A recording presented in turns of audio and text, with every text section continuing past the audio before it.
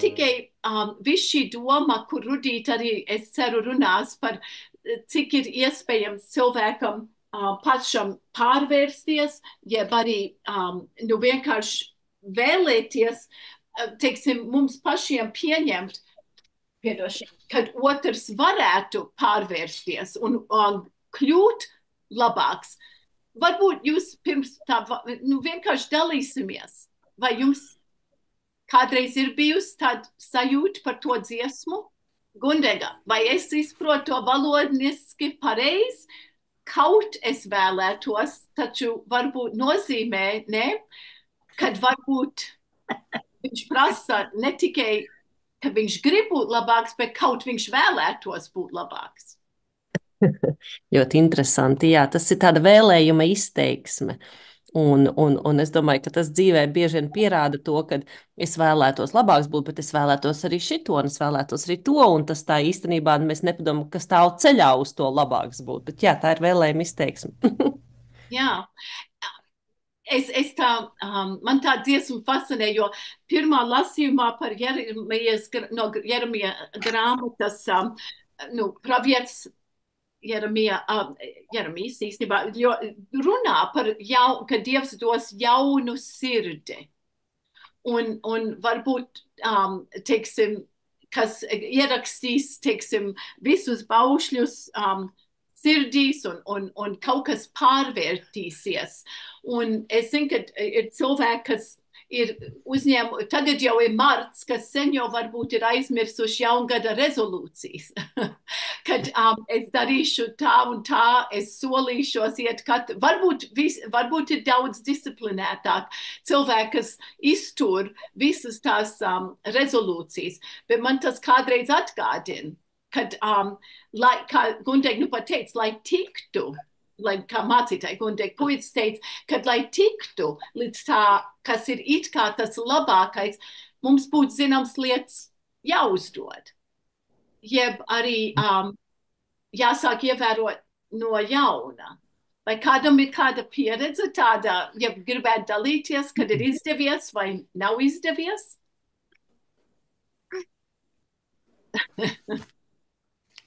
Kad varējāt pārvarēt kaut ko sevī un sasniegt to, ko jūs esat vēlējušies. Neviens negrib dalīties? Okay. Neudorīšu, lai pasēž, paspēlējās. Bet tā ir viena doma par to, kad cik ir mūsu pašu spējās mainīt sevi. Jeb mainīties. Dāvida dziesma, 51. Salma teksts, kas ir arī svētdienai. Ja padomā, man arī uzkrita, tā ir grēksūdze.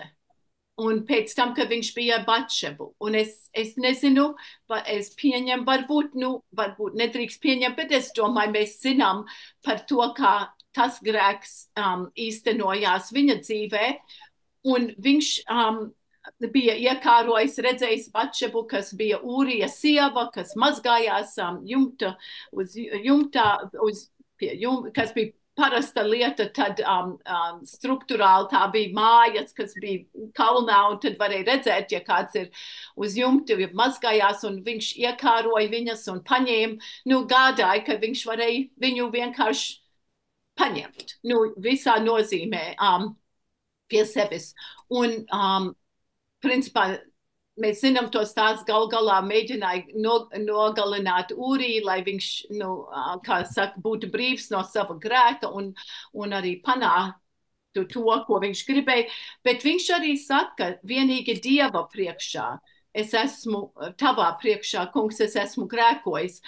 Un man vienmēr uzkrita un bija žēl, no vienas puses, ka tas atspoguļoja, kad Batšebai sievietei šī visā lietā šķiet nebija balss. Nebija pat iedomājami, kad viņa arī pret viņu bija grēkots. Arī. Bet tad arī, kas ir ļoti zīmīgi, un es nezinu, ko Rudīte kā kapelāna no cietuma, ko viņa visi redzējusi un piedzīvojusi, ko viņi mums stāstīs, bet viņš arī saka, teiksim, nu, tu esi taisnīgs, spried manu tiesu, bet tad viņš saka 7. pantā, redzi, ar vainu es esmu piedzimis grēcīgs, kopš māte mani ieņēma. Un šī gadījumā vai tā ir visdziļākā grēksūdze, jeb varbūt sevis attaisnošana. Tā kā es jau nevarētu citādāk, jo apskat, ar vainu es esmu jau piedzimis. Un kādreiz, teiksim, tu gribi, lai manī ir patiesība, tad dziļi sirdī man gudrību māci. Tā ir patiesa lūkšana, bet tai pašā laikā mēs esam kādreiz piedzīvojuši, kad ir cilvēki, kas saka, tā tava vaina. Paša vaina, uzņemies atbildību par to, ko tu izdarīji, un nemēģini attaisnot sevi un par daudz attaisnot to, kas ir viņu kļūda, ja viņu vaina ar kaut kādiem, excuses. Es esmu gandrīz pārliecināta, ka jums tādas pieredzes ir bijušas. Anna, lūdzu. Man nāk prātā, ka dienu laiku Amerikā ir sevišķi, ja bērns kaut ko slikti, ja skolnieks kaut ko slikti izdarīja, tad blamē vecāks, tā ir vecāka vaina. Tā kā tad tā vainas mešana virsū ir nevis tam bērnam, bet tā ir vecāka. Un bērni paši iemācījās, tā ir vecāka vaina. Ok. Tas ir, teiksim, kādreiz, jā. Tas sakrīt tavu domu. Jā, kad meklē, kad tā nav it kā mana atbildība bijusi.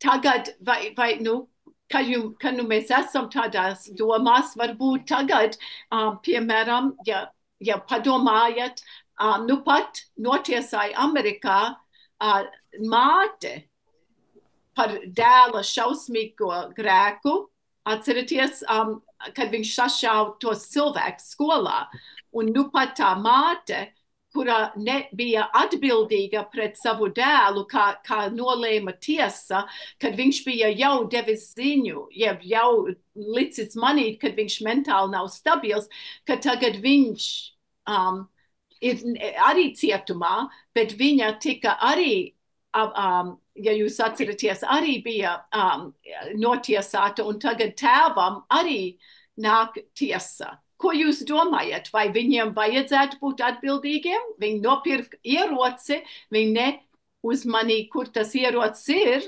Anna, tu gribēji vēl piebilst? Te parādās, ka es domāju, bērnu audzināšana, viss sākās mājās, nevis skolā tev kaut ko iemācīs. Skolā tikai paplašina tavas zināšanas, bet audzināšana, bērnu pieklājība un vispārīga uzvešanās sākās mājās. Ticības mācības arī sākās mājās. Nevar aizsūtīt uz skolu un tad sagaidīt, ka kaut ko iemācīsies. Vienlaik es arī latviešu skolā novēroju. Vecāki atved savus bērnus uz latviešu skolu, lai iemācītos latviešu valodu. Brauc pakaļ. Come on, honey, we have to go home. Kas tad tas?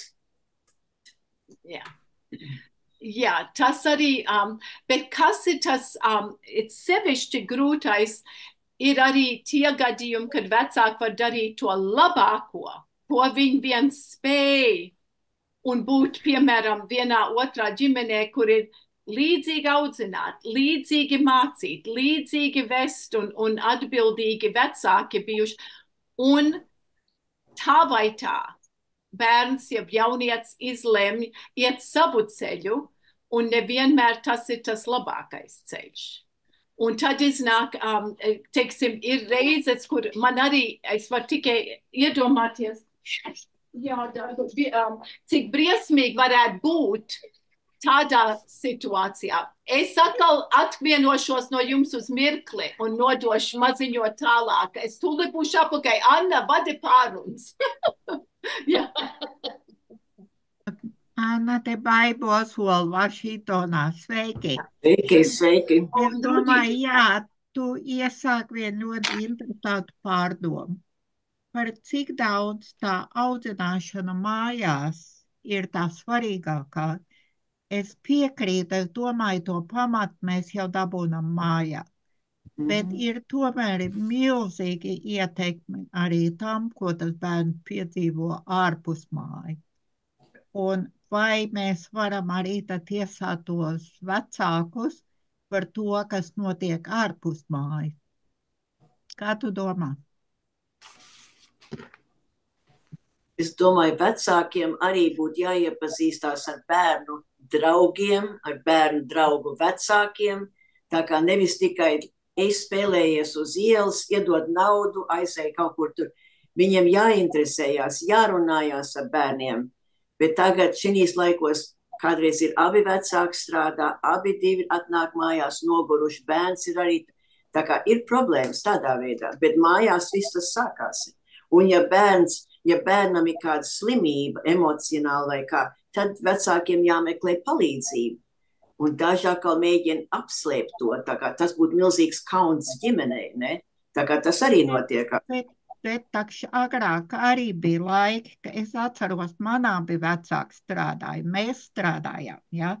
Un katrā ziņā es esmu ļoti lepna par saviem bērniem, es domāju, ka man vecāki par savējiem arī. Un kas tagad būtu mainījies? Kāpēc tagad ir tik daudz tādi, kas paņem ieroci, aiziet uz skolu, nošauj savu draugus, nošauj savu skolotāju? Kāpēc? Kas būtu tas, kas ir mainījies? Zinat ko?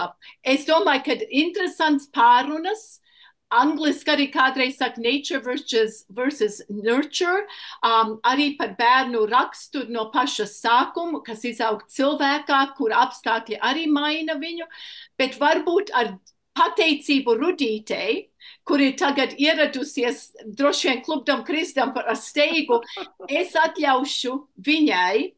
Šobrīd mēs sākam pārunāt tos tekstus par to, kas ir jaunas sirds, par to, ko mēs vēlamies, vai mēs gribam būt labāki, vai Dāvids attaisno sevi. Un Rudīt, nepazūd, jo es tad tūlīt tev iepazīstināt tevi, tavs dzīves stāsts un šie Dieva vārdi, bet it sevišķi, kā tu varbūt redzi piedzīvot tos savā darbā, kā kapelāni. Vai tas ir, kā tu varbūt noķēri vecāku ietekme, sabiedrības ietekme, kas notiek cilvēkā un vai arī viņš spēj mainīties, un mēs klausīsimies ar lielu interesi tevī. Lūdzu, Rudī. Vai jūs man dzirdat, jā? Jā. Ļoti labi. Paldies. Visiem sirsnīgs sveiciens un man tiešām jāatvainojās par tādu pārpratumu. Es domāju, ka man 6 jāpieslēdzās, vismaz man bija tāda ziņa atsūtīta, bet katrā ziņā es priecājos ar jums tikties. Es saprotu, ka jautājums ir par to, vai cilvēks spēj mainīties cietumā un vispār kādu nokļūs līdz cietumam. Latvijā patreiz ir kaut kur 1,8 vai 1,7 miljonu iedzīvotāju. Un uz tiem 1,7 miljoniem iedzīvotāju, manuprāt, ir kaut kur 10 cietumi, 10 vai 9. Izkaisīti pa Latviju, gan Liepājā, gan Daugavpilī, Jēkabpilī un arī Valmierā un arī Rīgā. Un pavisam no šajos cietumos sēž apmēram 3000 notiesāto personu ar brīvības atņemšanu. Un no tiem 3000 apmēram 240 patreizajā momentā ir sievietes.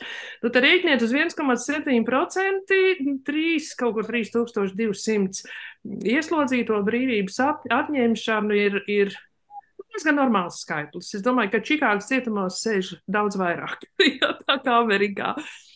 Bet kāpēc cilvēks nonāk līdz cietumam, kur ir tā problēma? To zinātnieki ir pat pētījuši un uzskata, dažādi uzskati ir gan psiholoģiskas problēmas, gan medicīniskas, psihiskas problēmas, gan sociālas problēmas, ne tādos apstākļos auguši, ne tādā ģimenē bijuši, un arī ģenētiskās problēmas, starp citu, kas man šķiet ļoti tuvas garīgi un teoloģiski, un šīs visas problēmas summējot kaut kur pa vidu šajā problēma jūklī ir cilvēks, kas arī nonāk līdz apsūdzēto solam.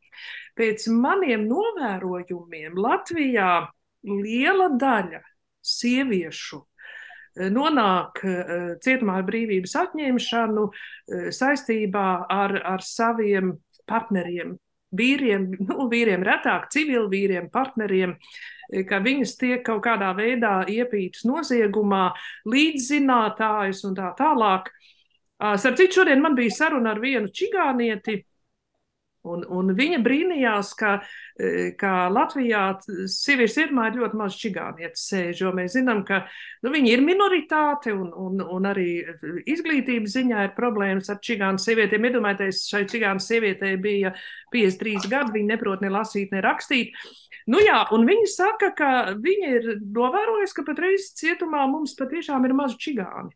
Un man jāsaka, tiešām tā ir. Šī kategorija pēdējā laikā ir pasargāta no cietumiem. Kāpēc viņi nav? Tāpēc, ka liela daļa čigāni ir pārcēlušies dzīvot uz Īriju un Lielbritāniju, kur viņi tiek socializēti, kur viņiem tiek piedāvāt darbi, un viņiem vairāk uzticās, Latvijā viņiem neuzticās. Tad tā kā arī tā ir problēma, ka cilvēki nevar integrēties sabiedrībā. Starp citu, ļoti daudz krievvalodīgie atrodas cietumā, krievvalodīgās sievietes, kuras pat neprot latviešu valodu. Daudzi nāk no Daugavpils. Mēs zinām, ka mums Daugavpils ir problemātisks reģions, arī Latgales reģions, bet ir sevišķi Daugavpils, kur principā arī visi politiskie uzskati un tā tālāk ir diezgan atšķirīgi no mūsu kopējiem.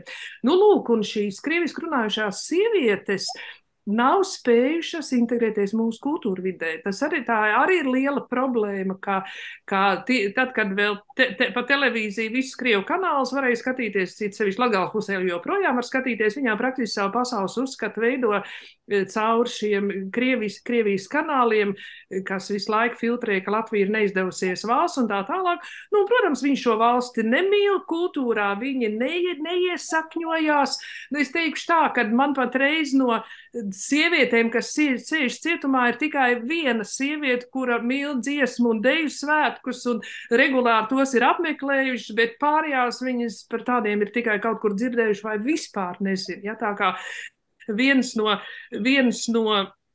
tādiem arī priekšnosacījumiem, ka šie cilvēki nespēja integrēties kultūras vidē. Tie apstākļi, kāpēc sieviete nonāk pēc likuma pārkāpumiem, ir ļoti dažādi. Ir arī, piemēram, šodien es runāju, man bija pastorāla saruna ar vienu jaunu meiteni, 23 gadīgu, kur ir piedzimusi Iļciem sieviešu cietumā savai mātei. Un ļoti, ļoti jauka, cerīga meitene, bet tā sociālā vide ir tāda, ka viņa arī nonākus par laupīšanu grupveidā, nonākus cietumā. Vai šie cilvēki mainās? Manuprāt, lielu robu mums patreiz ir ienesusi pandēmijas 3 gadi, jo pirms pandēmijas mums cietumā atgriezās līdz 30% sieviešu. Tagad pēdējā statistika, ka cietumā atgriežas 47% notiesāto sieviešu otrais, un pat 3., 4. reizi un 5. un 6. reizi, bet tās ir 47%, 53% no sodu kas ir izcietuši sodu, neatgriežās. Tātad gandrīz puse atgriežās. Tur būtu svarīgi pētniec kaut kādus pētījumus kvalitatīvais, kāpēc tas tā notiek, bet mums jau nav augstskolas, kas saistīts ar penitenciāro zinātni, ir juridiskā fakultāte un vēl kaut kur jurists māc, un ne visi ir ieinteresēti pētīt cietumus, un tas ir tas, kas mums patreiz pietrūkst. Es esmu iedibinājusi un cietumā vadu jau vairāk kā 20 gadus programmu Mirjamu, kur atsevišķi no pārējām notiesātām dzīvo patreiz 13 sievietes. Tad man no šīm sievietēm, kas savu ieslodzījumu laiku pavada šajā programmā, kur tā metode, ar kādu es strādāju, praktiskā teoloģija un mākslas, tas atgriešanās procents cietumā ir ļoti zems, no 6–7%. Ja? Un tas ir jautājums, kas notiek ar tām sievietēm, vai viņas mainās, vai viņas nemainās. Un kas ir tas, kam ir jāmainās šīm sievietēm, lai viņas izvēlētos cietumā dzīvot tādu, akceptētu sabiedrības, iziet no cietuma, dzīvot sabiedrības akceptētu dzīvi. Tā ir kaut kāda iekšējā dvēseles transformācija, skatu punktu transformācija, un es domāju, šeit ļoti daudz var palīdzēt šo sieviešu ticība. Jā. Un tas ir tas, kas ir šajā programmā. Mēs mācām veco, jauno derību, mums ir dievkalpojumi, mēs dzīvojam kristīgā kopienā, mēs risinām problēmas kā kristīga kopiena. Es skatos, ka tas ir zināms garants, ka kaut kas ar šo sievieti var notikt, var mainīties. Mums ir 3 psihologi, viņiem nav tādi rezultāti, ja, kā man šajā programmā ir. Šajā programmā darbojas brīvprātīgi 20 pasniedzēji, gan universitātes mācības spēks, gan arī ļoti pazīstami Latvijas mākslinieki.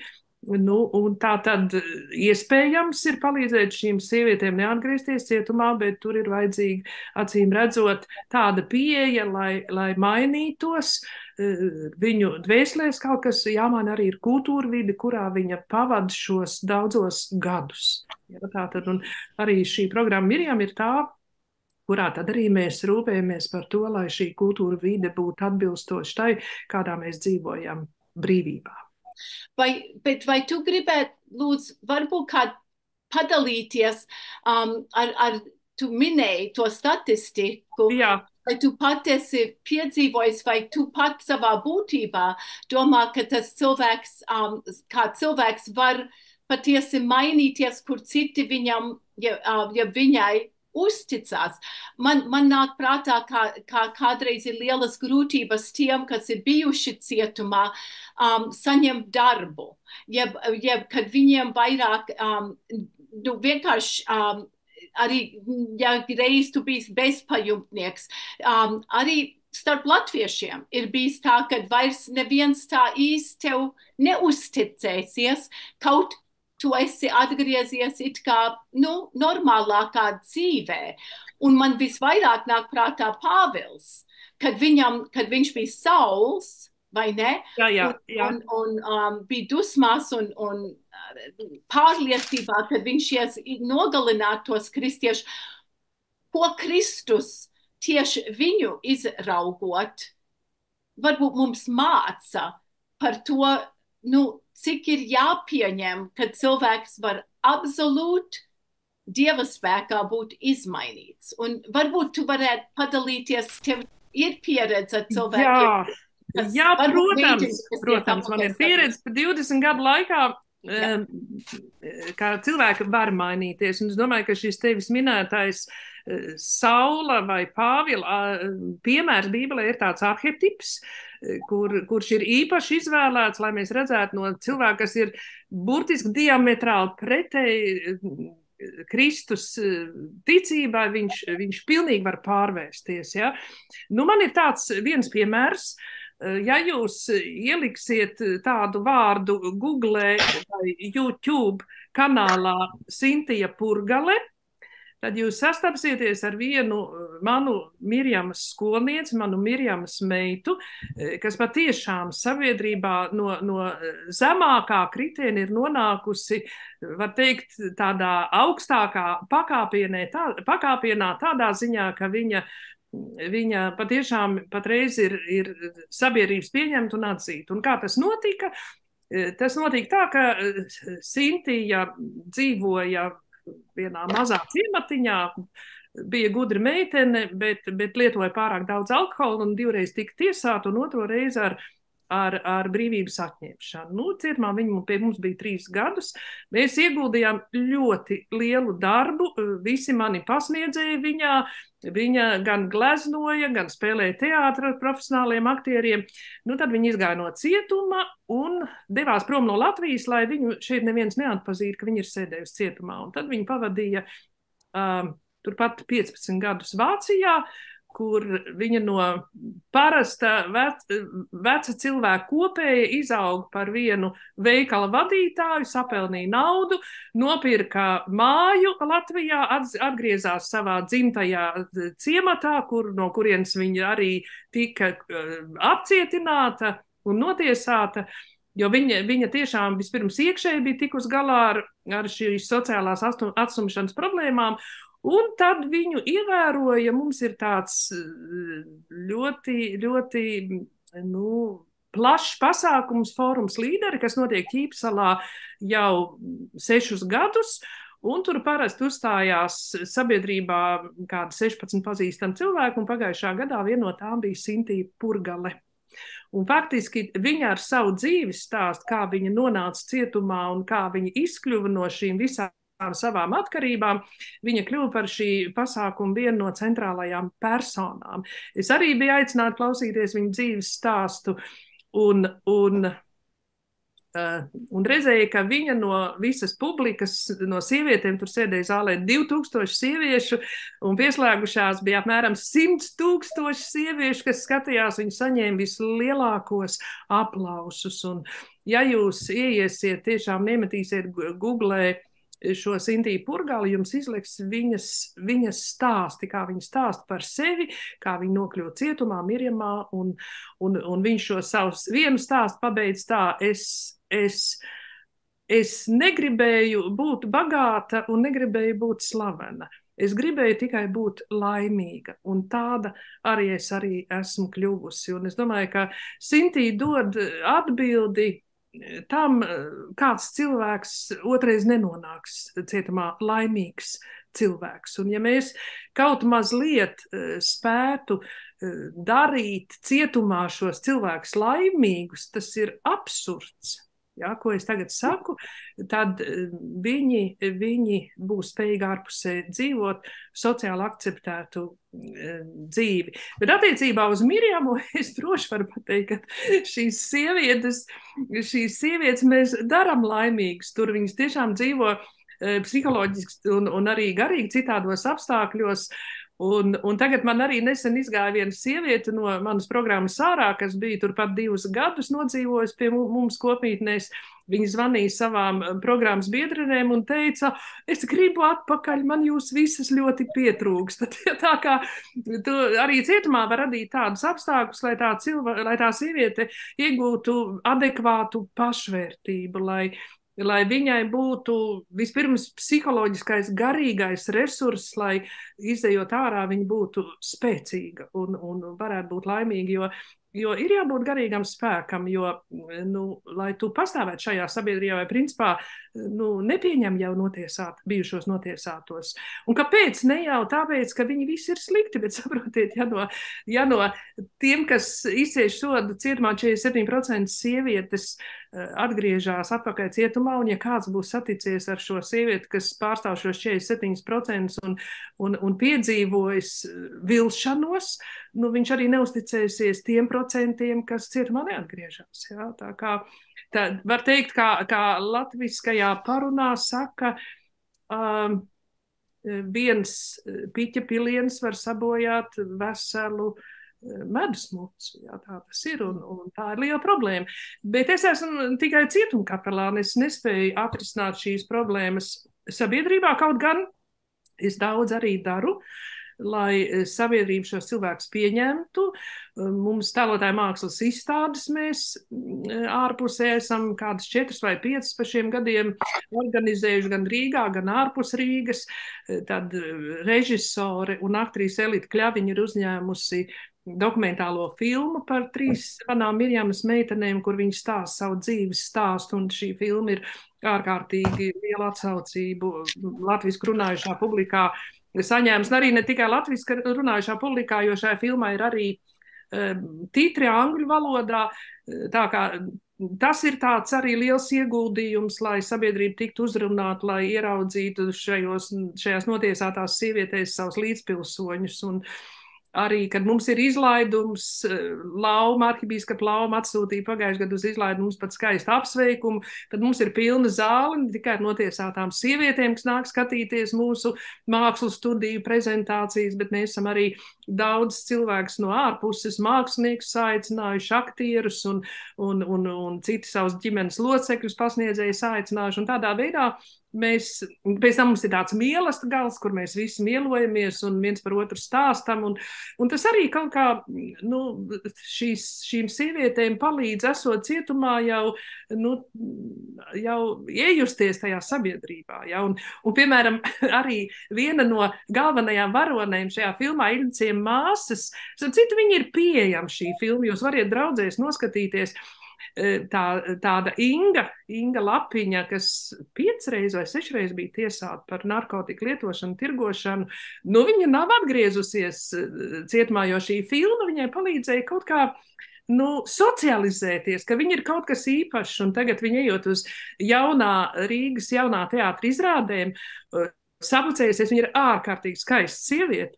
Un tad, kad beidzas izrādi, viņa ar rozēm iet apsveikt aktierus, jo viņa personiski viņus pazīst. Ja? Un es Ingu vienreiz satiku veikalā, un es prasu, Inga, kā tu turies, vai tu turies? Ja? Viņa saka, Rudīt, ziniet, es turos, es biju pie sava narkologa, jo viņiem visu mūžu būs jābūt attiecībām ar narkologiem, šiem narkotika atkarīgiem. Un tad, kad viņas narkoloģi esot noskatījusies filmu par Ingu, tad teikusi, es tev vairāk neko nespēju dot, tev ir viss iedots, tagad tikai tev ir jāturās pie tā un jādzīvo. Un, piemēram, tas mans uzskats arī attiecībā par narkomāniem, ka viņiem ir cietumā jāpiedāvā cita emocionālā pieredze. Kaut kā narkologi man teiks tā, nekas nevar aizstāt to, ko viņi piedzīvo ar narkotikām, ja, ka viņi lieto. Bet es tomēr teikšu, ka, piemēram, kaut šīs Ingas sakarā, ka viņa kļūst 6 reizes tiesāta sieviete par vienas dokumentālās filmas varoni, kas iegūst atsaucību visā sabiedrībā, ja, es un visi pārējie, kas ar viņu strādāja, mēs esam iedevuši viņai citu emocionālo pieredzi, ja, citu sabiedrībā atpazīstamību, tas ir ļoti daudz. Un garīgi es teikšu tā, ka mēs viņiem saklājam galdu kā pazudušajam dēlam, kurš atgriežas savā tēva mājā.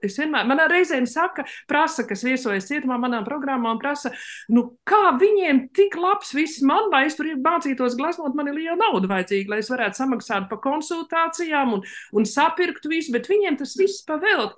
Un tad es saku, tāpēc, ka šiem pazudušajiem cilvēkiem, kuri uz vairākiem gadiem nonāk cietumā, ir jāiedod viss tas, ko viņi dzīves laikā nav saņēmuši. Viņiem garīgi ir jāsaklāj bagāts galds.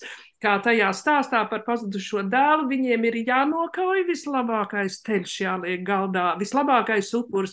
Viņiem ir jāuzvelk pirkstā ķēnišķās dzimtas gredzenu, un tas ir tas Kristus piederības gredzens, un jāapģērbi vislabākās goda drānās, un tas ir tas, ko mēs arī cietumā darām, un tad mēs varam teikt, ka tajā cilvēkā kaut kas mainās, jo saprotiet, tas jau viss ir kompleks, tu nevari izmainīt cilvēku dvēseli, ja tu nemaini vidi ap viņu, un cietumos, es domāju, Amerikas cietumos tas varētu būt vēl trakāk, ir ļoti spēcīga cietumnieku subkultūra, kas viņus burtiski kā putekļu sūcējs iesūc, un mēs jau viņiem tiekam klāt tikai tajās resocializācijas programmās. Citādi ar viņiem darbojas režīms, stingri nosacījumi, apkārt žoks, pārbaudes un tā tālāk.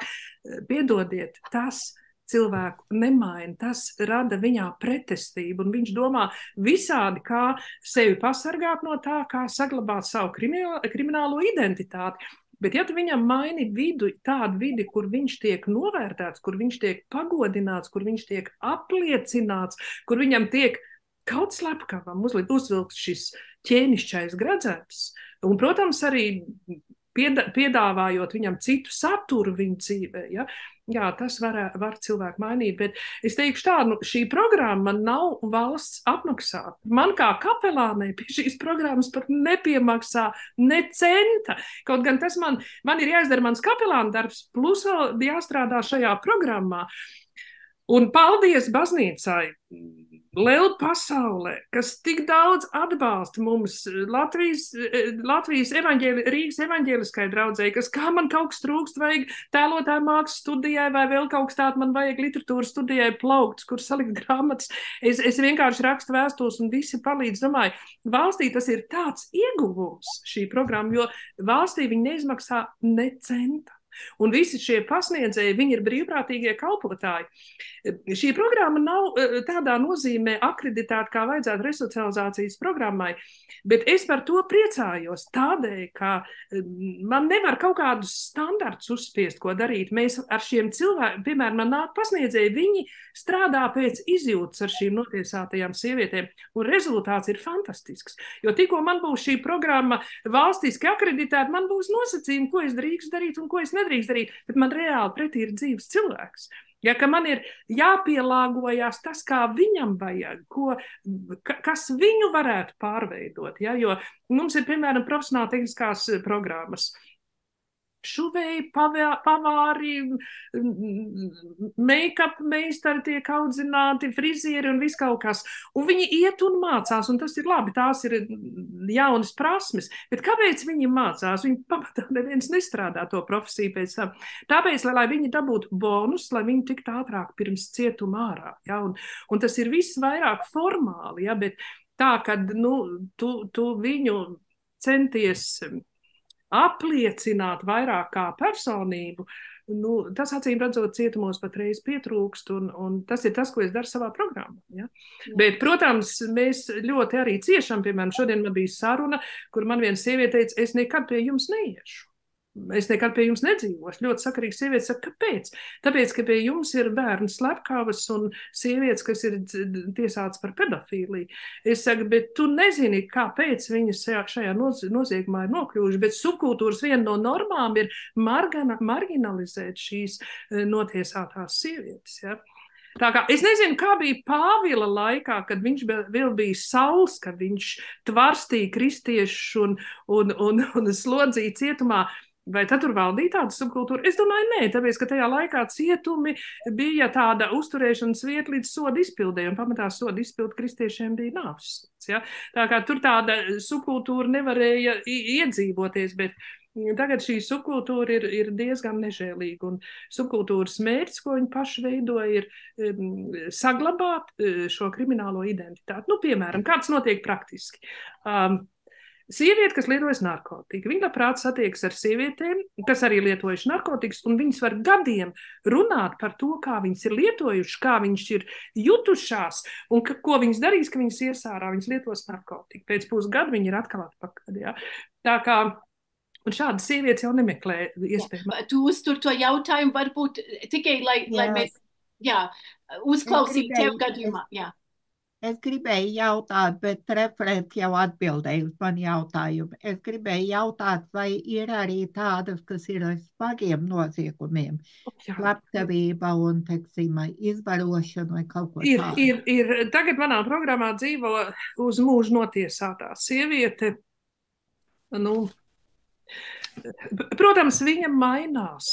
Viņa kļūst savādāka, bet, jūs zināt, mēs varam kaut ko virspusē izmainīt, bet lai kaut kas viņā tiešām radikāli mainīties, tā ir tā saucamā piedzimšana no augšienes, tā ir tā iekšējā pilnīgā transformācija, kā Bībelē mēs sakam, tā vecā cilvēka pilnīga nomiršana, un ja mēs, piemēram, šo metaforu paņemam dzīvē, kur respektīvi, Pāvils lieto kā metaforu miršanu, tad mums liekas tā, ka nomirt, tas kā, tu slimo un nomirst un es beigts, ja, bet tā garīgā nomiršana, viņa reizēm ilgāk iet, es teikšu tā, ka tas vecais cilvēks vēl dikti ilgi tajā miesā var slimot, kamēr viņš nomirst, un kamēr parādās tas iekšējais jaunais cilvēks, un tur, kur ir ļoti smagi noziegumi, lielākā daļa sievietēm slepkavības ir tāds gadījuma rakstur, tādas afekta stāvoklis, kur bērni tiek noslepkavoti,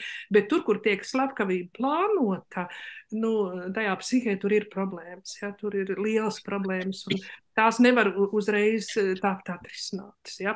Un tāpēc arī viņiem dod daudz gadus. Starp citu, pēdējā laikā es sastopos sievietēm, kam ir iedoti 14, 16 gadi, 20 gadi, ja, tas ir pamatā saistīti ar slepkavībām, grupveidu slepkavībām, ja. Tā kā pamatā tas viss ir darīts dzērumā, ja ilgstoši ir dzerts, un tad jāsaka, kur tas grēka sākums, vai tā slepkavība ir tas grēka sākums, vai tas alkohols, visticamāk, tā slepkavība ir grēka beigas, vai ne, un tā, bet ar šīm lieliem sodiem ilgstoši jāstrādā.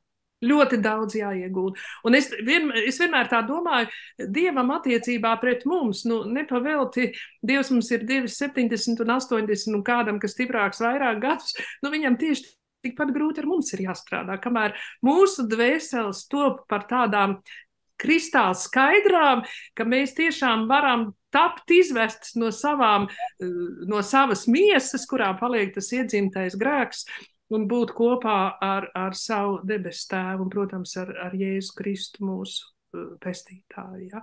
Tā kā, es domāju, Dievam tikpat grūti ir ar mums strādāt, kā man kā kapelānei cietumā ar šīm smagu noziegumu izdarījušām sievietēm. Un tagad es redzu, paldies, Rudīt, ir pienācis kā tālis, es redzu, ka arī pienāk klāt daži citi Daira no Lielbritānijas. Wow, mums dēļ tā, kad Amerikā pulksteni jau pagriez uz priekšu, bija maz tāds, kā mēs sakam, apjukums, un Rudīte pārskrējusi mājās, tūliņ slēdzās klāt, mēs esam bijuši pārunās jau samērā, apmēram pusstundu tieši pie tēmas par to, par viņas darbu, sieviešu cietumā, kā kapelānes darbs ietekmē, kā viņa ietekmē to darbu ar savu Mirjamas programmu. Un daži no jums, kas pienāk klāt, varbūt diemžēl uzreiz visu to pašu nedzirdētu, bet tas ir ierakstīts. Bet mēs varbūt turpināt, tā doma ir, man arī nāca prātā, viņa ir, Rudīte, tu esi runājusi par to, ka viena sieviete ir ieslodzīta uz mūžu par acīm redzot. Par 2 bērnu slepkavību. Jā, par to, kur mums, ja mēs esam atklāti, varbūt ir tāda riebums sevi, par to domāt, kā var tā būt, kā tas cilvēks var pats ar sevi dzīvot. Vai ir tāda sajūta, un tas ir tāds riskants jautājums, man vienreiz teica, kad ir cilvēki, kas piedzimst bez sirdsapziņas. Jo liekas, ka to nevarētu darīt. Un otrs uzreiz atbildēja, nē, tie cilvēki visi ir garīgi slimi. Un tāpēc mums ir jāizprot viņus pilnīgi citādāk. Un vai tādēļ arī jāpiedod. Jo mums ir prasīts piedot. Bet viņi neprasa mūsu piedošanu, bet kā tas var būt šī gadījumā.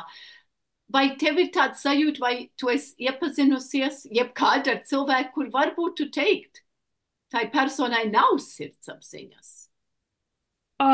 Sirdsapziņa ir. Jo nepavēlti Bībelē arī rakstīts, kad arī pagāniem šie morāls likumi ir rakstīti uz sirds plāksnēm.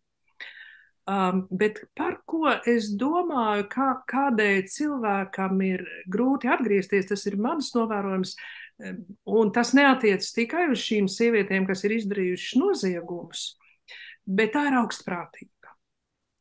Tā ir lepnība. Ka pat mūki saka, ka tad, kad viņi ir tikuši no visiem grēkiem un kārdinājumiem vaļā, tad pēdējais kārdinājums paliek lepnība. Es vienkārši... Un tā lepnība cietumā izpaužās dažādos veidos. Pirmām kārtām, ka vairums uzskata, ka viņi ir nepatiesi notiesāti. Ka viņi ir vairums to izskata. Es atceros, vienreiz man bija grupā 15 sievietes, un mums bieži vien atklātas sarunas notiek, un es tagad viņām jautāju, vai jūs uzskatāt, ka jūs iet patiesi notiesātas? Tās, kuras uzskata, ka viņas ir nepatiesi notiesātas, paceliet rokas, un pacēlās 14 rokas. Un tad es prasīju, kāpēc jūs uzskatāt, ka nepatiesi? Tur bija atrunas tādas, ka vainīgi es esmu, bet man pa daudz piešķīra soda ar brīvības atņemšanu. Ja?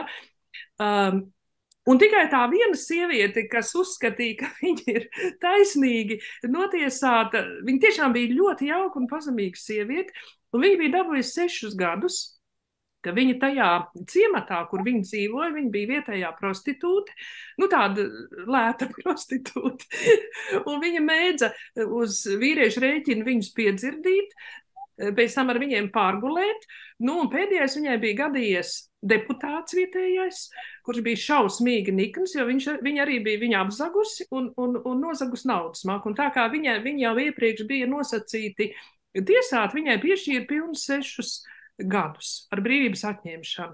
Kaut gan par slepkavībām, ja tas ir aizsardzības veidā noticis, piešķir pat 4 gadus. Ja? Un es jums gribu ar to šo piemēru pateikt, ka cilvēka neatzīst, ka viņš ir vainīgs. Tā ir iekšēji slēpta augstprātība. Es arī pie sevis reizēm pieķeru, kad man arī šī augstprātība ir, kas man it kā tur taisnu mugurkaulu, labi, taisnam mugurkaulam jābūt, bet kā tas ir lielākais ienaidnieks, ne sirdsapziņa. Jā, sirdsapziņa bieži vien ir grūti apklusināt, bet mēs viņu ar savu augsto prātu apklusinām. Ja? Un tad man bija vēl viens tāds gadījums cietumā, ka viena sieviete, tas bija daudzus gadus atpakaļ, kas izdarīja pašnāvību. Un viņa labprāt nāca ar mani runāties. Viņa bija krievalodīga sieviete, izglītota. Un viņas tā pastorālā saruna bija ļoti savdabīga. Viņa ienāca pie manis runāt ļoti draudzīgi, ļoti koleģiāli, bet sarunas laikā, kas varēja pat notikt kādu 10 minūšu laikā, viņa uzvilkās un kļuva kā tāds ļaunuma tornado pret visiem. Visus viņa nokritizēja. Viņa bija tiesāta par to, ka viņa bija organizējusi sava partneru dzīves biedra slepkavību, un viņai iedeva kaut kādus, es nezinu, līdz 20 gadiem. Un viņa cīnījās, lai viņai šos gadus noņemt. Viņa bija pārliecināta, ka viņa panāks to, ka viņai nedos tik daudz gadus. Un tad, kad viņai atstāja pēdējā kasācijas tiesa, viņa pakārās. Un viņa zināja, ka viņa karoties, kad ir jāiztukšo viss gremošanas sistēma, viņa to visu bija izdarījusi, viņu perfekti pakārās. Ja? Un, protams, tas ir mans novērojums un man izpratni par šo lietu, cik es viņu pazinu, ka tur principā, tas bija tāda augstprātības apogēja, augstprātība, kas nogalināja pašu cilvēku. Ja, tā tad sirdsapziņu nevainosim, bet vainosim savu prātu, ka tas ir pārāk paštaisns.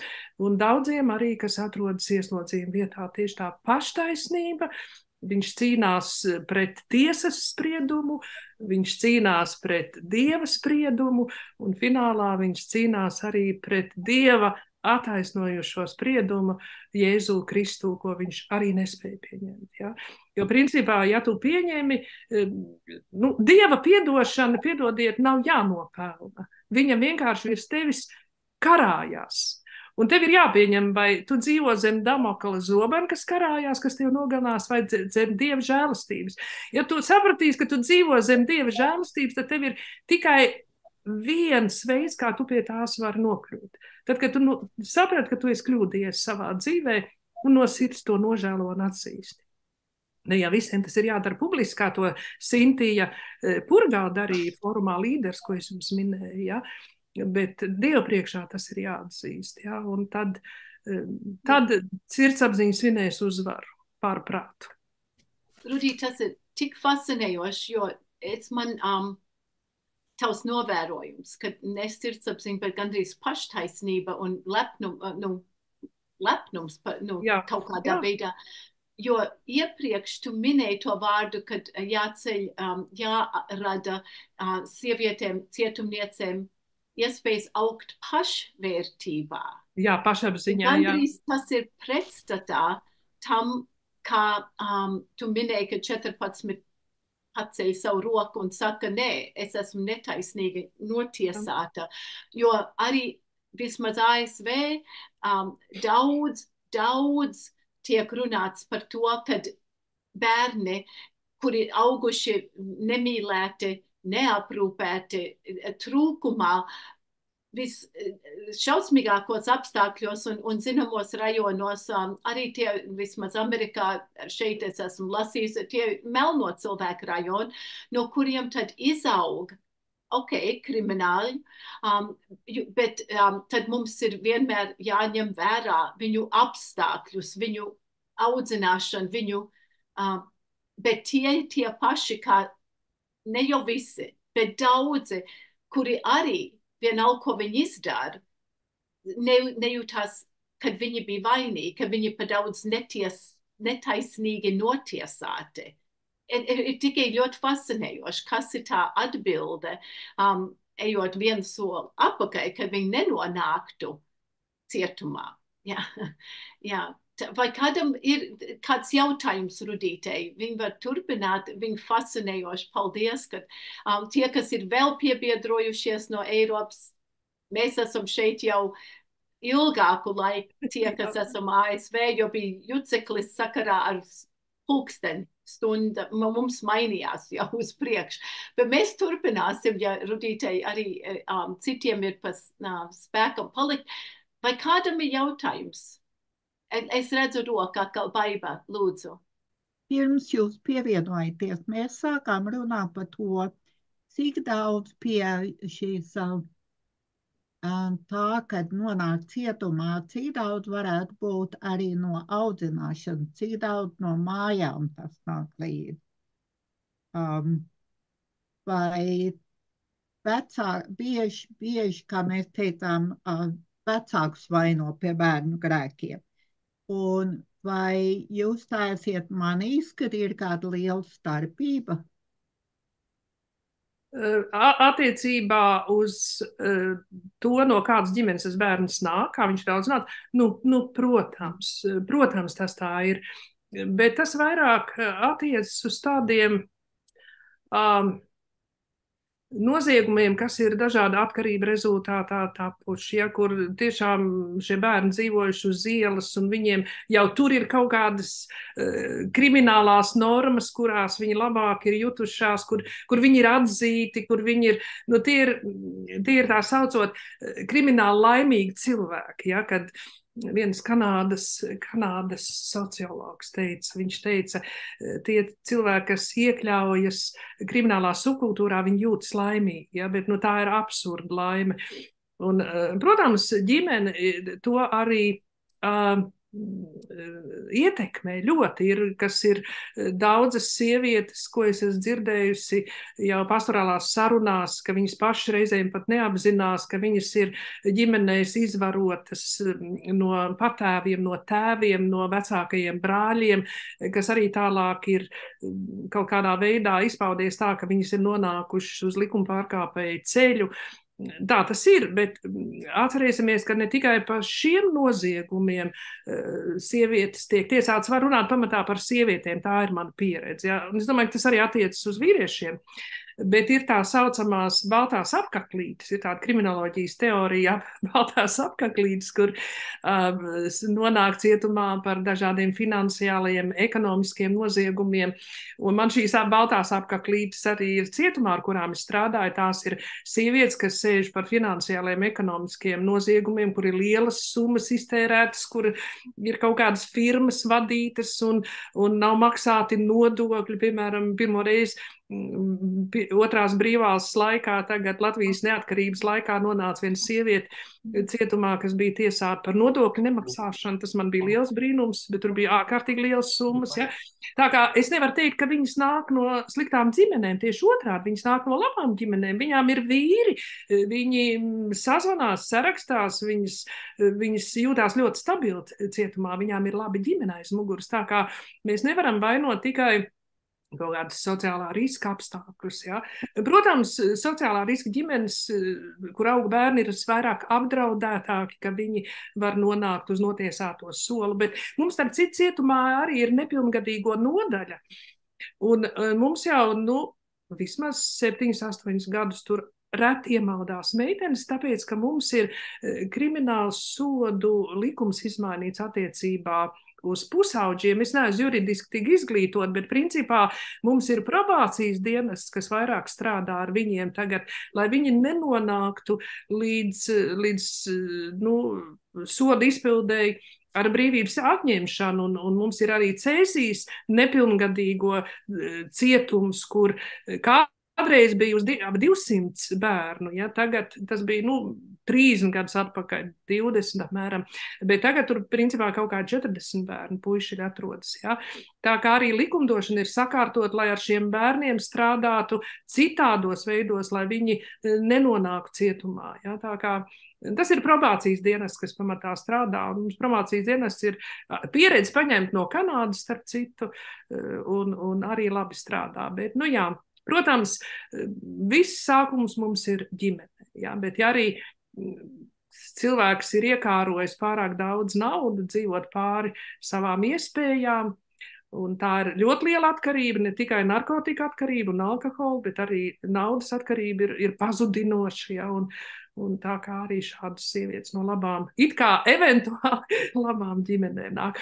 Un, ziniet, viņas visas kā vienas saka, ka tā nauda viņus nav darījuši laimīgus, un tas, ka viņi ir tādā, iekritus tādā, karuselī, kad tu zini, ka tu vari paņemt un tu ņem viņu, saka, tas tā atkarība ir nežēlīga un tu viņu pats nevari pārtraukt, pats nevari beigt to, un tad viņas ir laimīgas, ka viņas nonāk cietumā, ka tas viss beidzies, atceros daudz gadus atpakaļ, tā viena bankas kasiera bija notiesāta jauna sieviete, ģimene, bērniņš, viņi saka, sākus ņemt naudu un nevar vairs apstāties un ņem, un tu saproti, ka tu vairs atpakaļ nevarēsi atlikt, jo tev tās naudas vienkārši nav tā, bet tu arī nevar neņemt, ja, tā kā, nepavēlti mēs runājam par grēkā krišanu, ja, par to, cik grēks ir briesmīgs, man tas vārds grēks nepatīk, ja, bet tas, ka tu dari to, kas ir aizliegts, ka tu ņem to aizliegtu augli, viņš ir pazudinošs, tā nav, ka tu pats tulīt pārtrauks to, ja.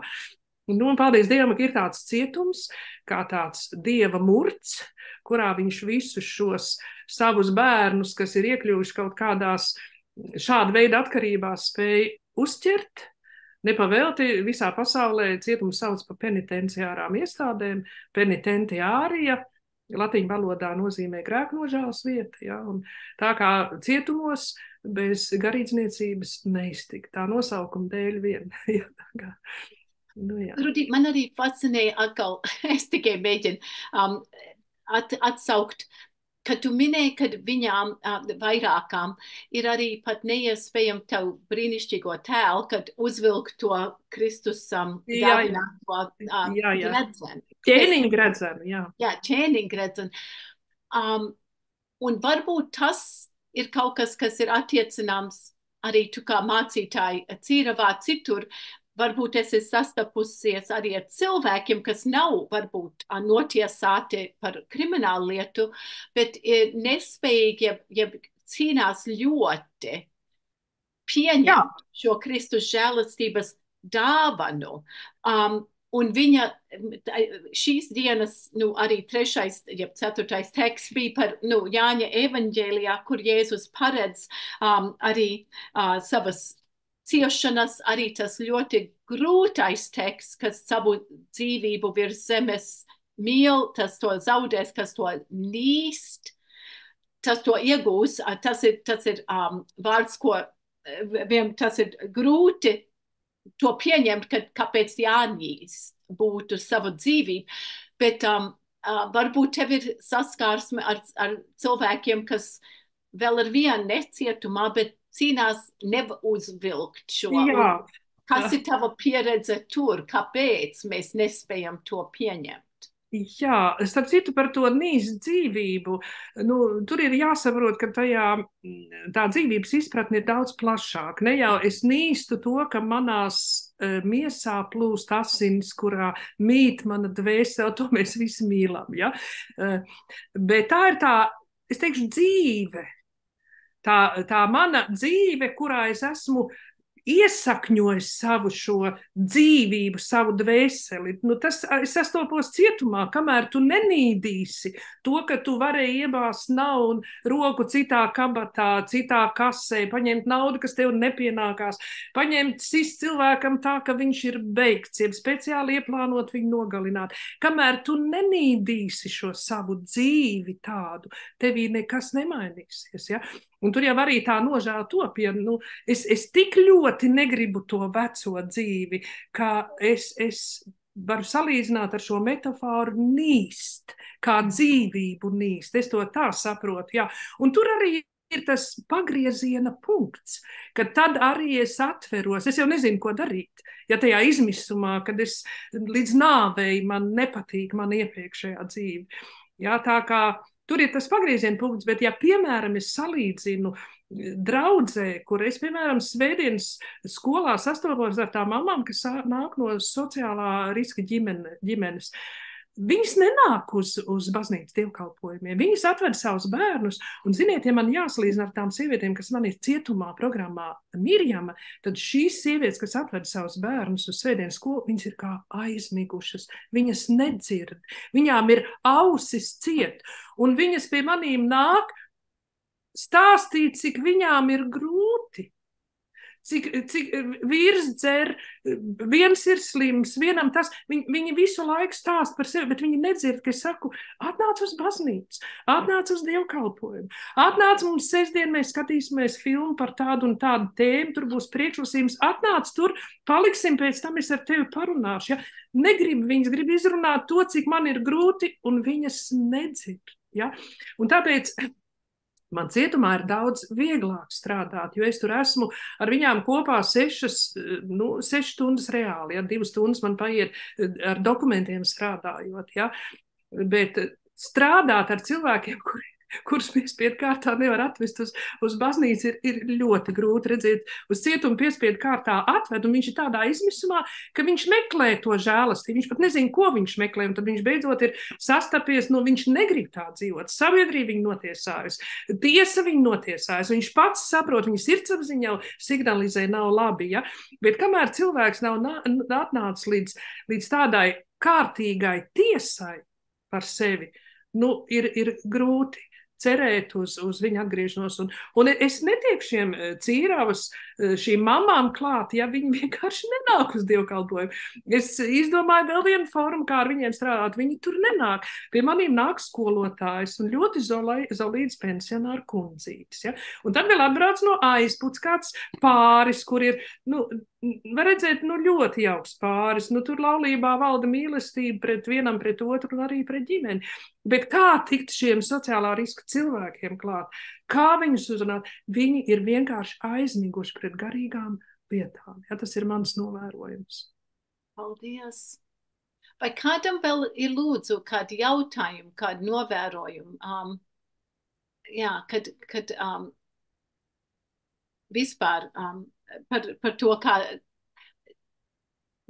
kā sasniegt dvēseles, kurām ir grūti pieņemt šo žēlastību, bet man tie, kas varbūt pieslēdzās klāt vēlāk, iepriekš Rudītu stāstīja par to, kādā veidā tu radi cietumā caur Mirjam programmu vidi, kur tā kā pazudušam dēlam tev brīnišķīgais tēls, tu gribi klāt bagātīgu galdu.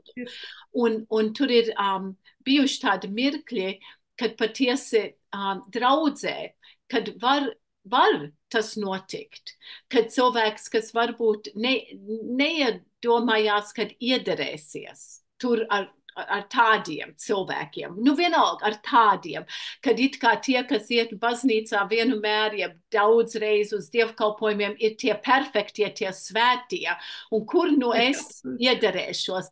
Bet tieši tie mirkļi, kad viņus kaut kā varam saistīt sabiedriski pie viena galda, burtiski, kādreiz, nu, jokojoties, kopā paēdot, kopā iedzerot kafiju, pamazam atklājās, es ceru, ne tik daudz, ka visi cilvēki ir tik grēcīgi, bet kad arī viņā, tajā personā, ir kas līdzīgs ar visiem citiem, kuri cīnās. Tā kā Pāvils, labo, ko es negribu, es nedaru. Labo, ko es gribu, es nedaru. Ļauno, jeb slikto, ko es negribu, to es daru. Un ne tādā baltu un melna baigās kategorijās, kad patiesi, bet arī ikdienā, kas ir viss tas, kur tā cīņa notiek, bet ir tie, kas arī tad teiks, nu tad saturies, un dari to labo, un nedari to ļauno. Cik ir liela loma gribas spēkam? Kad tu esi strādājis ar cietumniekiem, jeb arī ar draudzu, cik tur ir liela loma, un vai tas darbojās, tikai, nedari to. Jeb, Tas ir gribas tā cilvēka, ar kuri strādāja, viņa gribas spēkam. Jā, cik tas... Liela nozīme ir gribas spēkam. Es tomēr visu savu garīgo darbu cietumā es bāzēju kaut kādās bībeles konsekvencēs, piemēram, par to galdu klāšanu, šī programma. Tieši tā iemesla dēļ, ka piemēram, es domāju no tāda, morāla ētiskā aspekta, kāpēc viņiem tā visu dot visu labāko. Bet es vados no šī garīgā, pilnīgi apgrieztā uzskata, ka viņiem ir jādod vislabākais. Un tagad, kad mēs atgriežamies pie tās gribas aspekta, tad arī tur man ir savs tāds bībeles fundaments, uz kā es stāvu, jo tad, kad piedzima Jēzus mazais, tad, kad parādījās eņģeļu koris, ko tad viņi dziedāja? Gods Dievam augstībā, miers virs zemes, un tā interpretācija, kas ir tālāk tekstam, cilvēkiem, kuriem ir laba griba, kuriem ir labs prāts, kuriem ir laba griba. Un principā, kad es strādāju ar šīm notiesātām personām, es domāju, ka tā ir tāda ārkārtīgi liela svētība un žēlastība. Jūs ziniet, es tieši to viņos atrodu, to labo gribu, to labo, kas viņā ir, nevis to slikto, kaut kā es to slikto atklāju un redzu to labo, un es strādāju ar tā cilvēka labajām īpašībām, ar viņa labo gribu, un es to viņam attīstu. Un tas ir tas, kas šo cilvēku veido un dara, atbilstoši vairāk Dieva tēlam un līdzībai. Vai arī vienkārši viņu socializē šajā esošajā sabiedrībā. Ja? Viņam iemāca dzīvot tā kā mēs dzīvojam. Tagad, piemēram, man arī starp citu, ka runā par bērna slepkavām. Ja? Mums ļoti laba tēma patreiz sociālos mēdījos, kādu mēnesi atpakaļ pacēlās, kur viena mamma bija pametusi mirušu bērniņu mašīnā, un pati pazudus, viņa joprojām nav atrasta. Un principā pacēlās jautājums par to, par pēcdzemdību depresiju.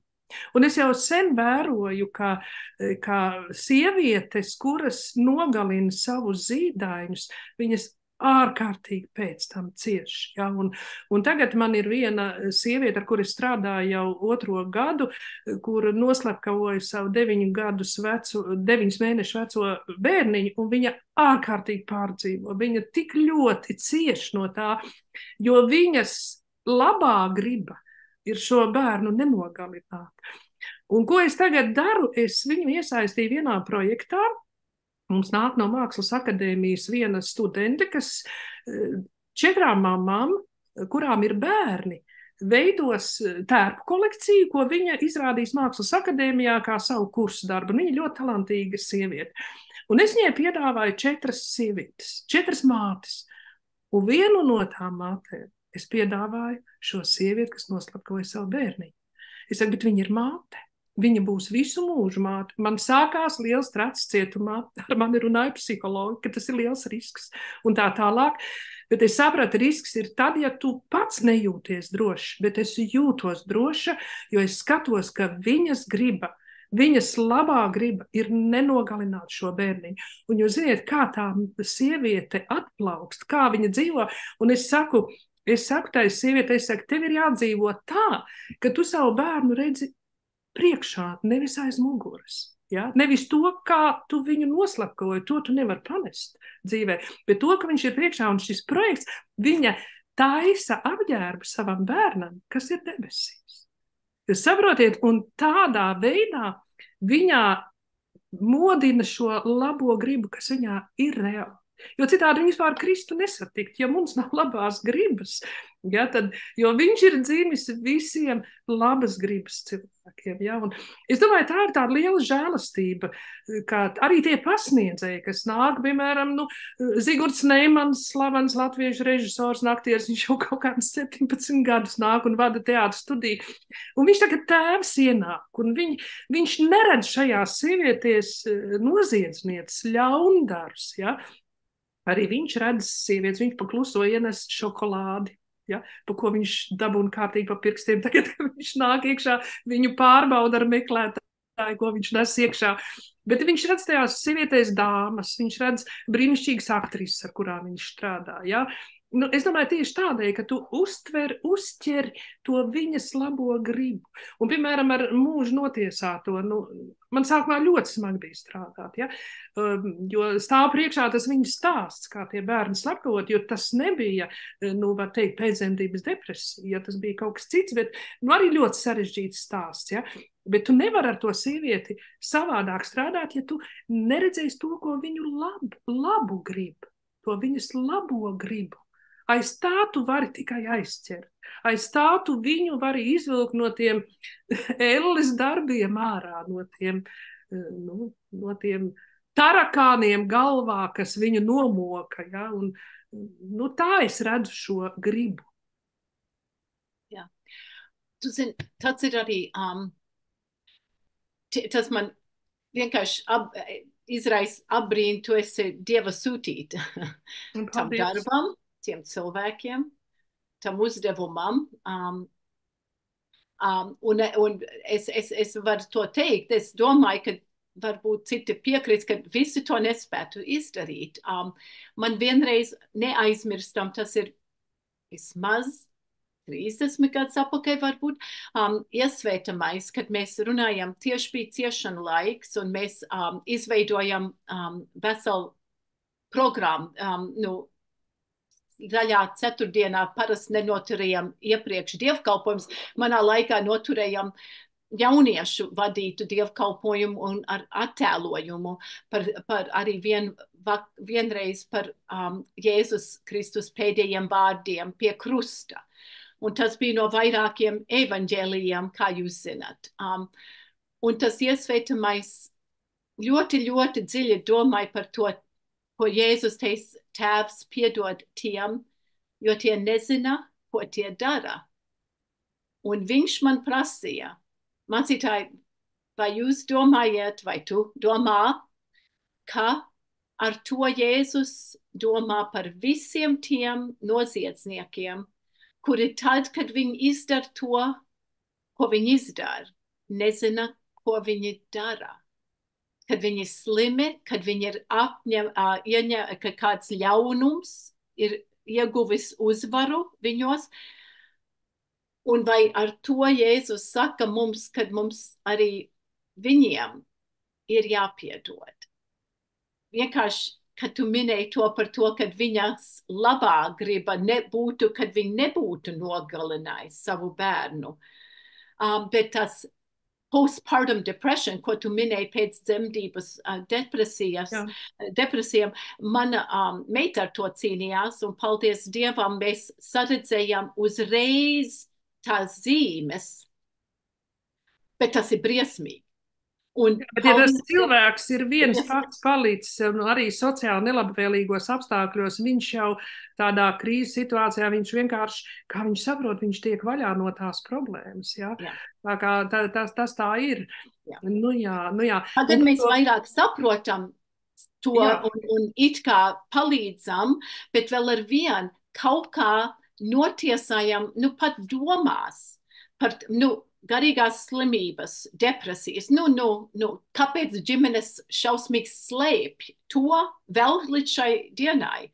Lūdz, ja kādam ir vēzis, lai lūdz par to cilvēku, ja kādam ir, teiksim, vienalga, kaut kāda šausmīga slimība notikusi. Bet, ja ir depresijas, ja nonāk krīzē, kā jūs domājat, vai mēs esam tik atvērti un lūdzam, lai draudze par mums lūdz tad? Kādam ir pieredze, mēs slēpjam. Pat garīdznieki varbūt nezin, kā varbūt īsti reaģēt. Jā, es domāju, tas ir tāds pretstats, ko no mums pasaule prasa. Šodienas pasaule prasa veiksmīgi līderi, lai tu varētu izdzīvot.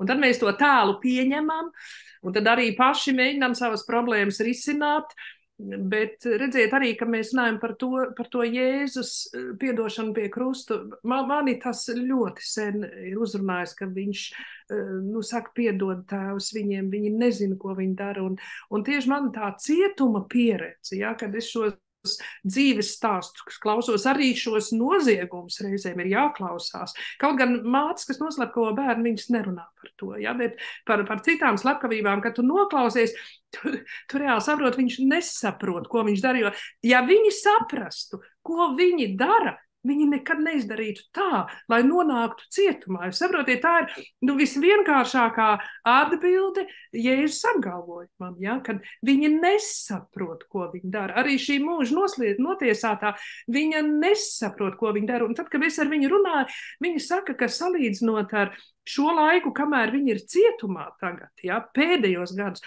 viņa saka, es biju tā kā aizmigusi. Es biju tā kā nozombēta. Ja? Mēs varam teikt, jā, tas ir ļauns gars, kas viņu ir pārņēmis, jo noteikti mēs nemitoloģizēsim, bet tas ir ļaunums, kas viņu vadīja, kāpēc viņi kaut ko tik ļaunu varēja izdarīt saviem bērniem. Ja? Tā kā bet tas viņas, tā liecība, ka viņa bija tā kā aizmigus, tā kā kaut kur iesprostot, un ka tagad beidzot viņa ir tikusi vaļā, tātad viņa nesaprata, ko viņa dara, viņa nevarēja saprast, viņa atradās tādā mentālā stāvoklī, ka viņa nesaprata, ko viņi dara, un es domāju, tas attiecas arī uz mums visiem, un arī patreiz uz šiem notikumiem pasaulē, ja, kas tiešām, tu sēdi kā uz pulveru mucas, un tu redzi, ka tie, kas izraisa šo ģeopolitisko konfliktu, kur epicentrs ir Ukrainā, viņi nesaprot, ko viņi dara. Ja, un es, piemēram, es esmu pacēlus tādās acis uz debesīm savas garīgās, un es ticu, ka šo jautājumu var atrisināt tikai Dievs no augšienes, jo cilvēki nesaprot, ko viņi dara. Ja, viņi nesaprot, tikai jānāk kaut kādam notikumam, kas šo Gordija mezglu pārcirtīs, ka mēs atkal atgriezīsimies, var teikt, kā, ja mēs metaforiski tiekam salīdzināt ar tādiem kuģiem vai liellaivām, atgriezīsimies atkal mierīgos ūdeņos. Ja, tā kā es domāju, ka tas ir ārkārtīgi precīzi šī pēdējais Jēzus Kristus apgalvojums, teikums, viņa pēdējā elpa mums, Tēvs piedod viņiem, jo mēs nesaprotam, ko mēs darām. Un es to arī varu attiecināt uz sevis, ka es bieži nonāku cietumā tādā situācijā, es nesaprotu, ko man tālāk darīt. Un kaut kā tu jūti, ka tev burtiski tevi izved pa vislabāko ceļu. Ja tu tajā brīdī godīgi atzīsi sevi, es nestaigāju pa cietumu un es saku, es nesaprotu. Es visiem radu priekšstatu, ka es ļoti labi saprotu, ko darīt, jo citādi es cietumā tajā vidē neizdzīvotu, jo viss no manīm gaida, lai es saprotu, ko man darīt. Ja? Un tā ir, ka tas sociālais dzīves modelis mums pieprasa citu tēlu, kas mums ir jāturās. Bet galvenais tā iekšējā dzīve, ka tu pagaidi, kamēr tu nesaproti, un tas risinājums tev nāk, vai ne? Jā. Nu, es arī vienkārši, kā es teicu, tas man arī vienmēr ir bijis ļoti, ļoti nozīmīgi tie vārdi, sevišķi, kad mēs kādreiz domājam, bet viņi taču zināja, ko viņi dara. Viņi taču zināja, kur ir sekas, ja viņš runāja par tiem zaudātiem, bet viņi pārāk burtiski tad iztulko to Dieva vārdu. Lāma, es domāju, ka viņi taktiski domāja, ka viņi zina, garīgi taktiski, bet garīgi strateģiski viņi nezināja. Viņi nesaprata. Jo tas dzīves lauks, kurā mēs dzīvojam, ir daudz slāņains. Ja? Un ja tu liekas, ka tajā pirmā slānī tu labi orientējies, tad nākošajā slānī tu vienkārši viņu neredz. Ja Pāvils arī saka, dzīve ir kā miglātīte, te mēs redzam, bet priekšā tu vairs neredz, kas tev tālāk ir. Ja? Un es domāju, ja mēs tādā kontekstā skatāmies, tad mēs visi nezinām, ko mēs darām. Jā. Lūdzu, vai kādam vēl kādu jautājumu, jeb novērojumu, piedzīvojumu līdzīgi, ne tikai, sakarā cietumniekiem, bet teiksim, tur arī, kad Jēzus vienkārši daudz, kas ir tika paties Jāņa evaņģēlija lasījumā, ko, pat, kad mēs runājam, par garīgām slimībām, jeb cīņām. Jēzus pats saka, tagad mana dvēsele ir satraukta. Tas ir latviski, bet tas vārds grieķiski ļoti, ļoti tāds dziļš, teiksim, tur ir, teiksim, varētu teikt garīgi. Man liekas, ka viņš saka, man dvēsele ir satriekta. Jā, un es domāju, kad man nav atvērts, es varu ātri atvērt veco, 65. gada tulkojums varētu būt, ka tas ir jaunā tulkojumā, kā kurā tulkojumā, kā mēs katrs zinām, kurš, teiksim, kādreiz mums, es skatos, kura mums teiksim, vecā 65. gadā, tagad man dvēsele ir satriekta. Un tas ir jaunā, ir satraukta, kas man liekas mazāk pareizi tulkots. Jo viņš nebaidījās no vienas puses Jēzus pat lūk, tēvs, es šito negribu. Paņem nost, viņš tik ļoti lūdza, tik atklāti. Un es domāju, ka tas ir, kur mūsu komunikācija ar mūsu cilvēkiem, mūsu vienam ar otru, kā kristīgiem brāļiem, māsām, kad atzīties, kad ir reizes, kad tu tiešām tā kā nezini, ko tālāk darīt, ja tu jūti, ka tu grimsti, un ko tas palīdz slēpt, tikai nonāk dziļāk un dziļāk. Pats sev skat, bet daloties un iemācoties. Es ceru, ka vajag arī daudz mūsu atbildības turēt acis vaļā. Tu minēji, Rudīt, par to vienu, kas tās mātes, kas negrib dzirdēt.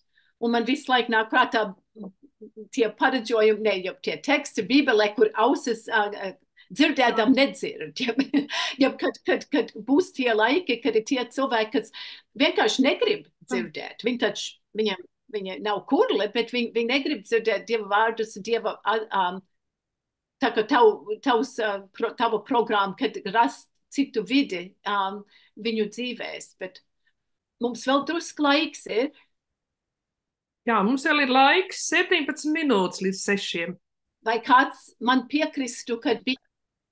Es zinu, ka mums tie, kas ir palikuši vēl to visu laiku no paša sākuma, paldies, ka paliekiet, jo mums bija stunda agrāk jau. Es gribētu prasīt, varbūt ir citiem pieredzi, kur es esmu, tagad ir gandrīz viņi visi pie Dieva. Ne visi, bet tie, kuri man varēja, zinām, latvieši, ar kuriem es strādāju sākuma gados daudz, kuri teica, es nemīlēšu savus ienaidniekus, un es viņiem nekad nepiedošu.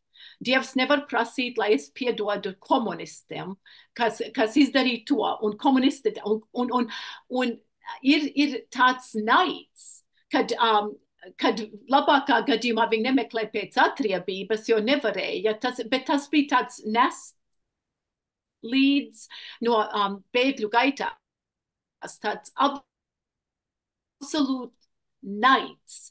Un es kādreiz domāju, ka tas naids viņus turēja gūstā, jo sen tie ienaidnieki nemaz nezināja par to, ka viņi nav piedodami, ja neviens viņiem nespētu piedot. Vai, Rudīt, vai tev nav droši vien, vai Latvijā arī, vai citur ir šis bijis tas arī ar karavīriem, it sevišķi, bet arī ar cilvēkiem, kas saka, es nepiedošu, punkts un āmen. Nu, paldies Dievam, man maz ir ar tādiem cilvēkiem bijuši tikšanās, bet arī cietuma kalpošanā es esmu tapus tādu, kas pasaka, ja? Bet skatos, tie cilvēki, viņi ir rūgtuma pilni, un tas trakākais ir tas, ka viņi jau to pagātni tādā veidā ar to naidu velk līdzi, un viņi caurauž visu savu redzi, nākotnes redzi, un praktiski tāds cilvēks, viņš nepanāks nekādu savu dzīves augšupeju, vismaz tās garīgās dzīves augšupeju, jo visbriesmīgākais ir naids. Visbriesmīgākais cilvēcē ir naids. Paskatieties, kas tad Jēzu Kristu nogalināja pie krusta, tas bija jūdu naids. Ja mēs palasām Jāņa evaņģēlijā, tu piesauc Jāņa evaņģēliju, tur, kur viņš jau nonāk pēdējo reizi, ka viņš aiziet uz Jeruzalem, tur visur parādās tas nenormālais jūdu naids, farizēju naids. Romiešiem tur mazāk bija naids, bet tieši pašiem jūdiem, ja? Tas ir tas, kas nogalina manu sirdsapziņu, nogalina manu labo gribu, tas ir naids, un tāpēc es godīgi sakot, esmu maz ar tādiem cilvēkiem sastapusies. Starp citu, es taisīju laiku atpakaļ uz 25. martu dievkalpojumu par šo piedot un neaizmirst. Un es intervēju cilvēkus, kas ir saistīti ar izsūtīšanām, un aizmirst, kā sauc to sievieti, bet man liekas, ka mums ir internetā saglabājies tas dievkalpojums. Un es prasīju vienai sievietei, kas bija tik izsūtīta 41. gadā un 45. gadā, viņai viss bija pazudis. Un saprotiet, viņā nebija naids. Viņā bija apbrīnojama sapratne, kad arī tie cilvēki bija upuri. Un, ziniet, ar viņu bija tik patīkami runāt, jo no viņas staroja gaisa. Viņam bija gaišs cilvēks. Es pieļauju, ka viņi varētu jau būt mūžībā, jo tad, ja viņi bija stiprā vecumā, kaut gan, lai Dievs dot vēl tādiem gaišiem cilvēkiem dzīvot. Jo pareizi tu saki, tie cilvēki, kas viņai pāri nodarīja, sen ir miruši, bet viņus ir palaidus vaļā, jo tā piedošana, tā naida nevilkšana ir vajadzīga man personīgi. Man tas ir vajadzīgs. Ja? Ja es gribu būt tāds pozitīvs egoists, tad man ir jāizvēlās piedot. Jo tas ir manā labā. Tā ir injekcija manai dvēselē. Ja? Tā kā tādā veidā egoisms var izpausties. Es viņam piedošu, lai es no tā tiktu vaļā. Ja? Bet tiešām, ja tu man jautā, vai es esmu tādus cilvēkus satikusi, ļoti maz. Paldies Dievam, ļoti maz cilvēkus. Atsevišķi, ja man jādomā par cietumu kalpošanu, man nāk viena sieviete prātā un jā, grūti ir tiem, kas ir pārdzīvojuši karu. Un es domāju, arī tādu šos karu, kas pārdzīvos, bet ja mums nav spēka, Kristus mums dod spēku. Tur ir, ņemiet spēku, mēs dziedam arī tagad 92B dziesma, nāc pie krusta savās bēdās. Ja, tev no tā nāk miers. Es parasti vizualizēju, es redzu sevi kā dzejniece šo Kristu pie krusta, un es zinu, ka no viņam nāk tā piedošana. Ja man nav spēks piedot, tad viņš man piemetīs klāt. Un ko nozīmē piedot? Es vienkārši vairs par to nedomāju. Manī nav naids, es tam cilvēkam nevēlu ļaunu. Es no viņa beidzot esmu tikus vaļā. Es viņu negribu satikt, jo viņš jau nav mainījies. Ja? Man viņš nav jāsatiek, man par viņu nav jāstraucās. Man ir jāiet tālāk par šo gaismas ceļu, ko man Dievs ir iedevis. Ja? Tas nenozīmē, es piedodu, man viņš ir jāmeklē un jāsaka, es tev piedodu. Nē, viņš varbūt tev piedošanu nemaz negrib. Ja? Bet tu viņam piedod sevis dēļ. Piedod Kristus upuru. Ja, tā ir mana visdziļākā pārliecība, jo tāpat jau cietumā strādājot, jo, ziniet, šie cilvēki nonāk cietumā, viņi paši ir tik ļoti ievainoti, ka viņi regulāri tevi ievaino. Ja? Ja es jums pastāstītu to, ko es nevaru stāstīt par cilvēkiem, jo tā viss ir konfidenciāla informācija, jūs redzētu, bēdīgi tad tur strādāt cietumā, tas nav tik vienkārši, jo tu nezini, no kuras puses tev kāds nāks atkal ievainojums, kur tevi izmantos, un pēc tam par tevi vēl notenkos un uzrakstīs ziņojumu par tevi drošības daļā. Ja, es esmu visu piedzīvojis, bet tu jau nevari strādāt, ja tu nespēji piedot, ja tev jāceļās pāri. Jāņa evaņģēlijas simbols ir ērglis, mums ir jābūt kā ērgļi. Jāceļās pāri. Man arī ļoti pa gadiem ir varbūt palīdzējis vienkārši arī pašai ar viņiem runājot, mēģināt, un tur bija daudzi, un viņi mocījās. Un sevišķi es varu saprast tie, kas redzēja, kā kara biedri tik nogalināti, jebkad izvesti cilvēki. Bet ko es mēģināju arī teikt, kad arī piedodot, mēs neesam tie, kas attaisno viņus. Viņi nonāk Dieva priekšā. Dievs ir vienīgais, kas to daļu no tā garīgā pārdzīvojuma, no tā garīgās prakses, disciplīnas piepild. Tu piedodot, tieši kā tu teici, Rudīt, es domāju, atbrīvo sevi un nestāv Dieva acīs tagad vainīgs, ka tu meklē atriebību, jeb meklē ļaunumu tam, jeb novēl ļaunumu, bet tu arī neattaisno. Jo Dievs ir taisnīgs Dievs, es ticu, ka tur ir kaut kā, un es nemēģinātu pat izgudrot kādā veidā, tas ir Dieva rokās, mēs tāpēc nespējam. Tur ir tāds skaistā dziesma, kas saka, kad atklāja, kas ir Dievs un kas esmu es, un tas ir viņa teritorijā. Lai pašā laikā man pretojās tie, kuri saka, bet Lauma, kā tad tu aizstāvēsi savu valsti, ja nebūs karš, ja nebūs tas. Un tas ir, ko pasauli tagad, tā kā tu teici, sēž tā kā uz Pulvermucis, jā. Jā, kad nezin pasaulē, kur lai mēs kā kristieši, kā lai lūdzam, mēs pat baznīcā es esmu dzirdējis, cilvēki lūdz uzvaru Ukrainai. Tieši tā. Un principā tas ir karā.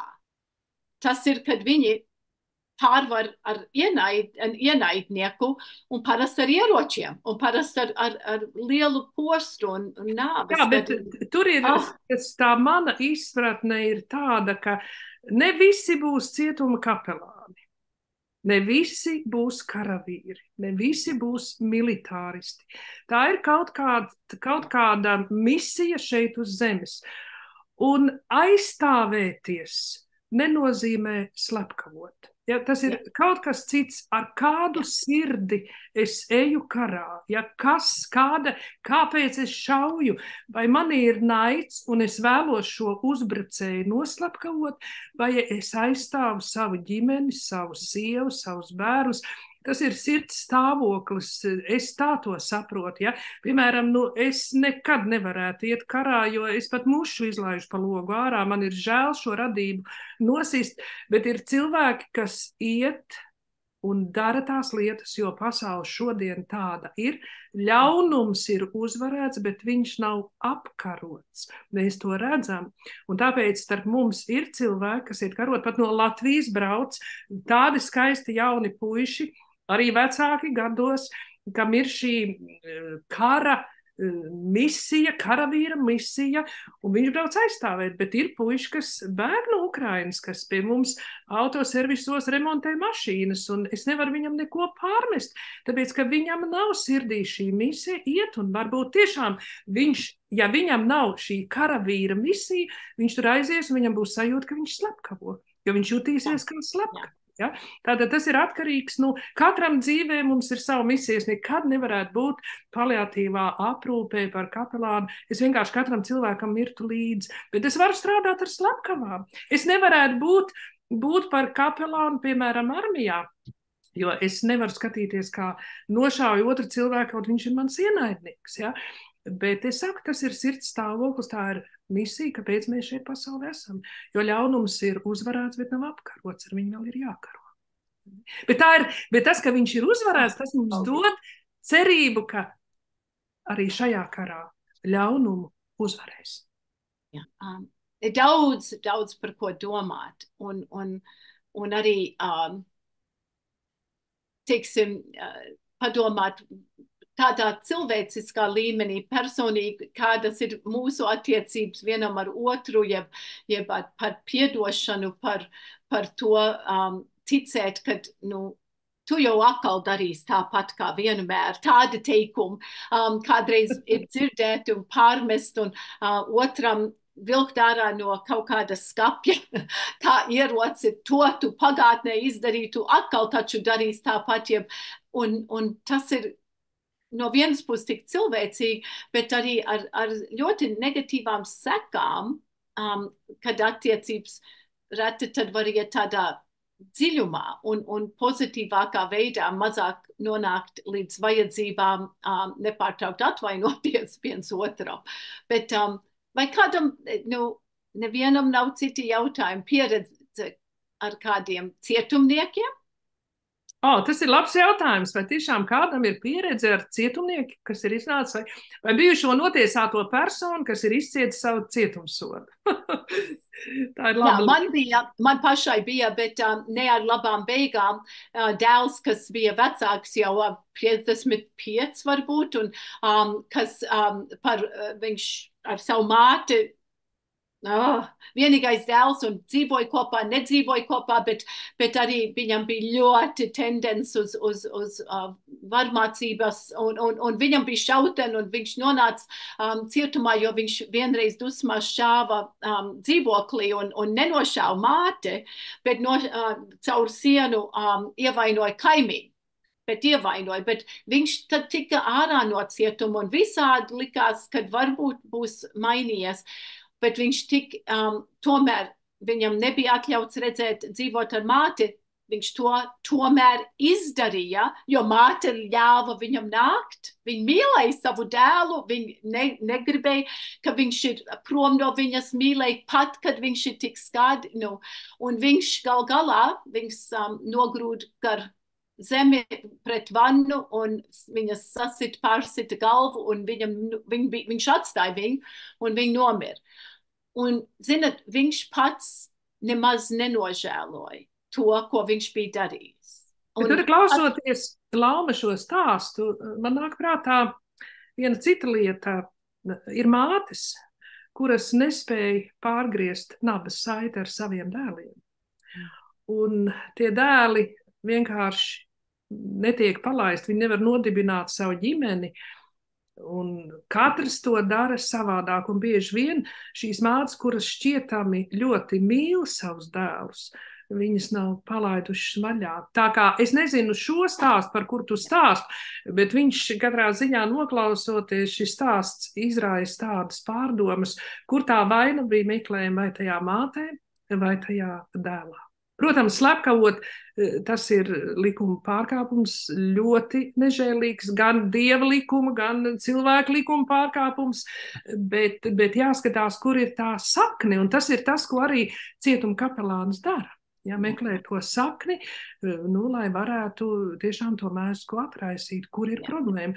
Un ja tā vaina tiek nosaukt vārdā, es domāju, tad arī tas iespējams, ja tur tā vaina bija, kad šī māte nespēja viņu palaist, un tā mīlestība bija vienkārši kā līme, varbūt viņš arī beigās nožēlot, viņš saprast. Viņš arī nesaprata, ko viņš dara, un godīgi sakot, arī tā māte, kurai šķitās, ka viņa mīl savu dēlu, viņa nesaprata, ko viņa dara.